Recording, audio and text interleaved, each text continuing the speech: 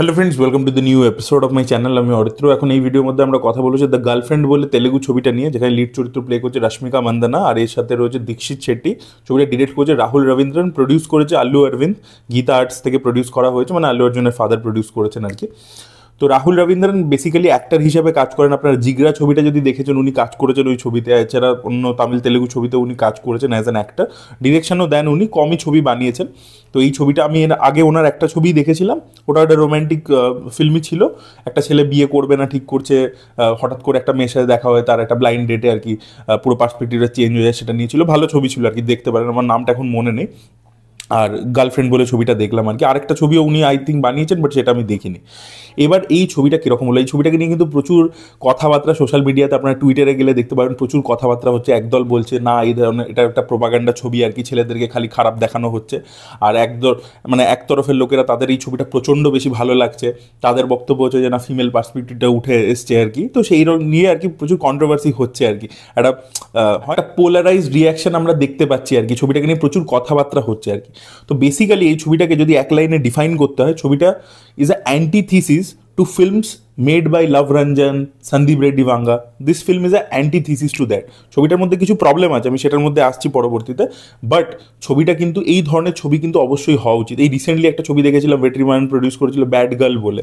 তো আজকে ব্যাড গার্লের মতো ছবি হচ্ছে, এটা খুব ভালো জিনিস। এই যে দ্য গার্লফ্রেন্ডের মতো ছবি হচ্ছে, এটা খুব ভালো জিনিস। কারণ কি, এই সিনেমাতে ইভেন ডায়লগও আছে যে সিনেমাতে জেনারেলি সিনেমা মিমস সব জায়গাতে একটা পার্সপেক্টিভই কিন্তু বেশি করে হাইলাইট করা হয়, ঠিক আছে? অন্যদিকে পার্সপেক্টিভটা উঠে আসছে না যে সবসময়। এবং এইটা কিন্তু কোনো মেয়ে ডিরেক্টর বানায়নি, ছবিটা কিন্তু একটা ছেলে ডিরেক্টরই ডিরেক্ট করেছে, রাহুল রবীন্দ্রন, ঠিক আছে? তো সবসময় জেনারেলি সিনেমার কি অ্যাপ্রোচ, যে একটা ছেলে একটা মেয়েকে ভালোবাসছে, প্রেমে পড়ছে, মেয়েটা ব্রেকআপ করে চলে যাচ্ছে, ছেলেটা দেবদাস হয়ে যাচ্ছে। মেয়েটা আর কি মানে ভালোবাসা বোঝেই নি, কোনোদিনও সত্যিকারে ভালোবাসেই নি, মেয়েটাকে গোল্ড ডিগার দেখানো হচ্ছে। তো লাভ রঞ্জন এটাকে কমেডির মাধ্যমে দেখায়। একটা পয়েন্টে এরকম দেখায় ছবির মধ্যে যে ছেলেটা ওখান থেকে বেরিয়ে আসতে চাইছে, কিন্তু মেয়েটা বেরোতে দিচ্ছে না আর কি, ঠিক আছে? মেয়েটা ওর মানে একটা প্যারাসাইটিক ওয়েতে ওর সাথে যুক্ত আছে। এই জিনিসটা আমরা ওই কি জানো, যেটা প্যার কা পাঞ্চনামার পার্ট 2-তে দেখতে পেয়েছি। তো এরকম একটা কমেডিক টোনেও দেখায়। সন্দীপ রেড্ডি ভাঙ্গা কি দেখাচ্ছে, যে একটা ছেলে সে একটা মেয়েকে প্রচণ্ড ভালোবাসে, ঠিক আছে? তার উপর একটা অধিকার, যে এ আমার ছাড়া কারণ নয়, ঠিক আছে? তার ফ্যামিলির লোক কী বলছে, কী করছে, তাদের পার্সপেক্টিভ ডাজেন্ট ম্যাটার। তো এই জিনিসটা দেখাচ্ছে, এই জিনিসটা সিনেমাতে বারবার উঠে আসছে। এগুলো পপুলার ছবি, বিশাল ফলোয়িং আছে এই ছবিগুলো। তো সেটাই উঠে আসছে, এটা একটা দিকের পার্সপেক্টিভ। কিন্তু উল্টো দিকের পার্সপেক্টিভটা কখন আসবে? তো আজকে আমি রিয়েলি থ্যাঙ্কফুল যে এই ছবিগুলো হচ্ছে। এবার আমি এখান থেকে জাভেদ আখতারের একটা কথায় আসবো। জাভেদ আখতারের একটা স্পিচ আছে, জাভেদ আখতার তো খুব দারুণ কথা বলেন, আপনারা নিশ্চয়ই শুনেছেন, অনেকে শোনেন, বা যারা শোনেননি তারা অবশ্যই শুনুন, ওনার বিভিন্ন ইন্টারভিউস দেখুন। তো উনি একটা ভিডিওতে আমি দেখেছিলাম, অনেক দিন আগেকার কথা, উনি একটা কোথাও গিয়েছিলেন কোনো জায়গাতে সেমিনারে। তো সেখানে তিনি বলছিলেন যে ছেলেদের প্রবলেম হচ্ছে কি, সবসময় আমরা যে মহিলাকে ভালোবাসছি তার মধ্যে আমরা আমাদের মাকে খুঁজছি, এবং তখন কী করছি আমরা আমাদের মায়ের সাথে, আমাদের মায়ের যে ইমেজটা আমাদের মাথার মধ্যে রয়েছে সেটার সাথে কন্টিনিউয়াসলি তাকে কম্পেয়ার করছি। এবং সেখান থেকে কিন্তু অনেক প্রবলেমও অ্যারাইজ করে একটা সম্পর্কের মধ্যে, যে তুমি আমার মায়ের মতো রান্না করতে পারোনি, তুমি আমার মায়ের মতো ঘর গোছাতে পারোনি। এই জিনিসটা আসে। জাভেদ আখতারের ওই স্পিচটা শুনে দেখবেন, খুব মানে লজিক্যাল কথা উনি বলেছেন। তো সেই পার্সপেক্টিভটা এই ছবির মধ্যে অ্যাকচুয়ালি দেখতে পাওয়া যায়। এটা কিন্তু অ্যাকচুয়ালি ছেলেদের টেন্ডেন্সি, নেচার। আমি এটা নিজেকে ইনক্লুড করেই বলছি যে আমরা কিন্তু সত্যি যে মেয়েকে ভালোবাসি তার মধ্যে কিন্তু আমরা আমাদের মায়ের একটা ছাপ দেখবার চেষ্টা করি, ঠিক আছে? মাদারলি ফিলিং অনেকের মধ্যে এটা কিন্তু থাকে, এটা কিন্তু খোঁজার চেষ্টা করে। আমি নিজেকে বললাম যে ইনক্লুড করে বলছি, অনেকের মধ্যে আমি এটা দেখেছি আমার বন্ধু বান্ধবদের মধ্যে। এবার তাতে প্রবলেমটা কী হচ্ছে, যে আমাদের মায়ের যে জেনারেশনটা ছিল, বা তার আগের যে জেনারেশন যদি আমি ধরে নিই, তারা যেভাবে জীবনযাপন করেছে, সেই সময় যা যা অপরচুনিটিস ছিল একটা মেয়েদের কাছে, সেটা অন্যরকম ছিল। সেই অনুযায়ী তারা বড় হয়েছে, তাদের একটা অন্য রকমের ওয়ার্ল্ড ভিউ হয়েছে, তারা সেইটার সাথে অ্যাডজাস্ট করে নিয়েছে। তাদের কাছে হয়তো এত বেশি অপশানস ইত্যাদি ছিল না। এবার সেমভাবে আজকের দিনে তো সোসাইটি ইভলভ করেছে, মহিলারা পড়াশোনা শিখছে আরও বেশি করে, আরও বেশি তাদের কাছে অপশানস আছে, অপরচুনিটিস আছে। তো এবার আমাদের মায়েরা যেরকমভাবে বিহেভ করেছে, যেরকমভাবে লাইফ লিড করেছে, আমরা কী করে এক্সপেক্ট করবো যে সেম জিনিসটা ওই মেয়েটাও করবে? এইখান থেকে ওই প্রবলেমটা চলে আসে, এবং ওই কম্প্যারিজন ফ্যাক্টরটা। তো সেটা এই ছবির মধ্যে দারুণভাবে উঠে এসছে। সত্যি বলছি, দারুণভাবে দেখিয়েছে। একটা রশ্মিকা, যে ছেলেটা দীক্ষিত শেট্টির বাড়িতে যায় এবং ওর মাকে দেখে, এবং ওর মায়ের সাথে একটা সিন আছে যেখানে আয়নাতে রিফ্লেকশানে ও নিজেকে ওর মায়ের জায়গায় দেখতে পায়। সেই সিনটা দুর্দান্ত। এবং আরও একটা সিন আছে যেখানে রশ্মিকা সাফোকেটিং ফিল করে, এবং পুরো বাথরুমের দেওয়ালগুলো যেন ওর দিকে চলে আসছে, মানে দেওয়ালগুলো আর কি প্রপারলি মানে ওকে সাফোকেট করছে অ্যাকচুয়ালি, লিটারালি আমরা দেখতে পাচ্ছি। ওই সিকোয়েন্সটাও খুব ভালো, এবং রাশ্মিকার পারফরমেন্স এই ছবির মধ্যে দুর্দান্ত। রাশ্মিকার পারফরমেন্স আমার আজ অব্দি, আমি সত্যি কথা বলছি, এই ছবিটাতে খুব ভালো লেগেছিল। ডিয়ার কমরেড, ওটা ওই লিলি বলে ক্যারেক্টারটা প্লে করেছিল, খুব সুন্দর ক্যারেক্টার ছিল। আর এই ছবিটাতে দ্য গার্লফ্রেন্ডে রাশ্মিকাটা প্রপার ক্যারেক্টার পেয়েছে এবং পারফরমেন্সও খুব ভালো দিয়ে। রাশ্মিকার আরও এই ধরনের ছবি করা উচিত, ঠিক আছে? মানে মেল সেন্ট্রিক ছবির মধ্যেও সে কিছু কিছু সিনস পেয়েছে, ভালো পারফর্ম করেছে। যেমন পুষ্পা 2-তে একটা ভালো সিন ছিল, ইভেন অ্যানিমালের মধ্যে একটা সিন খুব ভালো ছিল। বাট বাকি ছবি জুড়ে তার কিছু এজেন্সি নেই, কিছু করার নেই। সেরকম ছবি করার থেকে রাদার এই ধরনের ছবি করা অনেক বেটার আর কি, এটা আমার মনে হয়। তো রাশ্মিকার পারফরমেন্স খুব ভালো। আচ্ছা, এটা গেল একটা দিক যেটা এই ছবির মধ্যে এটা অ্যাড্রেস হয়েছে। অন্য দিকটা হচ্ছে কি, যে ধরুন একটা মেয়ে আপনাকে না বলছে, ঠিক আছে, সে কোনো কারণে না বলছে, হয়তো এতদিন আপনার সাথে সম্পর্কে ছিল, এবার সে লাইফ তো এগোতে থাকে, যত মানুষ তো গ্রো করে, মানুষ তো একরকম থাকে না, মানুষের মধ্যে তো পরিবর্তন আসছে। এবার সে ধরুন আপনাকে না বলছে, এবার না বলছে মানে অনেক ছেলেরা এটা নিতে পারে না, এই জিনিস আমরা হতে দেখেছি। এটা কিছু নতুন জিনিস নয় যে ছেলেদেরকে না বললে তার ইগো হার্ট হয়ে গেল, এবার সে মেয়েটাকে ডিস্টার্ব করছে, তার ক্ষতি করবার চেষ্টা করছে। এই জিনিস আমি তো বহু হতে দেখেছি, বহুবার হতে দেখেছি। তো সেটা যে কতটা ক্ষতিকারক এবং একটা মেয়েকে কতটা সাফোকেট করে দিতে পারে, সেই ব্যাপারটাও কিন্তু এই ছবির মধ্যে দেখিয়েছে। প্রথম কথা হচ্ছে, একটা মেয়েকে সে কি ফিল করছে না করছে সেটা না জেনে তুমি তার ওপর একটা অধিকার জমিয়ে নিচ্ছ, যেটা সন্দীপ রেড্ডি বাংলার ছবি অর্জুন রেড্ডিতে আমরা দেখতে পেয়েছিলাম। প্রীতির পার্সপেক্টিভটা আমরা দেখতেই পাচ্ছি না, সে কি ভাবছে না, তার আগেই গিয়ে তাকে গালে চুমু খেয়ে দাও, এ করে দাও, ঠিক আছে। এরকমভাবে একটা তুমি মেয়ের ওপরে এ করে নিলে। এবার মেয়েটা যখন বলছে যে না আমার এটা পছন্দ না, ধরুন প্রীতির ওখানে ওটা পছন্দ ছিল, সে ছিল অর্জুনের সাথে, কিন্তু এখানে ধরুন মেয়েটা বলছে আমার পছন্দ নয়, তার মানেই তখন ইগো হার্ট হয়ে গেল এবং তাকে জোর করো, তাকে বিভিন্নভাবে ডিস্টার্ব করো, তার ছবি ভাইরাল করে দেওয়ার ধমকি দিতে থাকো। এই জিনিস তো হয় বিভিন্ন কলেজে, আমরা হতে দেখেছি। এইটা এবার একটা ফ্যাক্ট আর কি। এবার ওই যে বললাম যে একটা পার্সপেক্টিভ আমরা জেনারেলি মেন স্ট্রিম সিনেমার মধ্যে দেখে আসি, তার অ্যান্টিথিসিসটা এই ছবিটা দিচ্ছে, এবং সেটা দিয়েছে খুব ভালোভাবেই আর কি, এন্টারটেনিং ওয়েতেই দিয়েছে। যে কলেজ লাইফ একদম যখন ফার্স্ট ইয়ার থেকে শুরু হচ্ছে, কীভাবে ধাপে ধাপে এগোচ্ছে, কী জিনিসপত্রগুলো হচ্ছে। প্রথমে যে জিনিসটা খুব ভালো লাগছে, যেটা খুব কেয়ারলি একটা ব্যাপার মনে হচ্ছে যে হ্যাঁ চলো আমার বয়ফ্রেন্ড, তার জন্য আমি খাবার এনে দিচ্ছি, তার ঘর পরিষ্কার করে দিচ্ছি, সেটা যত ভালো লাগছে প্রথম দিকে, পরের দিকে সেটাই সাফোকেটিং ফিল হচ্ছে। তো সেই গ্র্যাজুয়াল প্রোগ্রেশনগুলো আমরা দেখতে পাই। তারপরে এই যে ক্যারেক্টারটা যেটা প্লে করছে ভূমা বলে, যেটা রাশ্মিকা প্লে করছে, এবার সেই ক্যারেক্টারটার একটা মানে সবসময় একটা বাউন্ডারির মধ্যে থাকা, নিজেকে বেঁধে রাখা, তাই জন্য সবসময় ওড়না নেয়। ওটাকে বারবার রাহুল রবীন্দ্রন ওই শটটা দেখিয়েছে যে বারবার ও ওড়না নিয়ে বেরোয়। এবার যখন ফাইনালি ক্লাইম্যাক্সে ও আর ওড়না নেয় না, মানে ওই নিজের ওই শ্যাকেলটাকে ভেঙে দিল আর কি। এই জিনিসটা আমার খুব ভালো লেগেছে।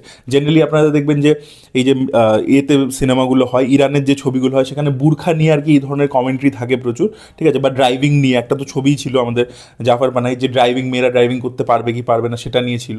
তো এখানে সেই জিনিসটাকে মানে বুরখা নিয়ে যেটা আমরা ওই ধরনের ছবিতে দেখতে মানে পাই আর কি, সেটা এখানে দিয়ে ওড়না দিয়ে করেছে আর কি। সেটা খুব ভালো লেগেছে, ওই একটা যে সিম্বলিক ব্যাপারটা আর কি খুব সুন্দরভাবে করেছে।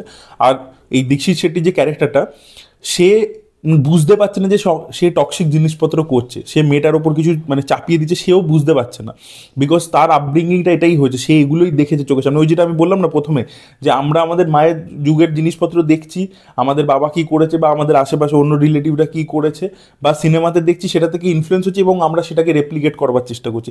ওখান থেকেই প্রবলেমটা শুরু হচ্ছে। আমাদের ওই ম্যাচুরিটিটা যখন আসছে, তখন আমরা হয়তো পরে গিয়ে রিয়েলাইজ করছি। তো সেই ব্যাপারটাকে এখানে দেখিয়েছে এবং খুব সুন্দর করে দেখিয়েছে।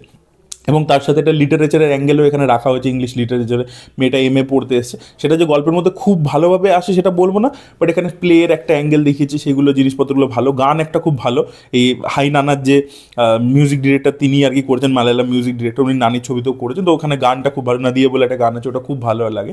আর পারফরমেন্সেস খুবই ভালো, দীক্ষিত শেট্টি যেরকম পারফরমেন্স দরকার ছিল সেরকম দিচ্ছে। রাহুল রবীন্দ্রন নিজে এখানে অ্যাক্টিং করেছেন আর কি, তিনি মানে এইচওডির রোল করেছেন, তো তার কাজও বেশ ভালো ছিল।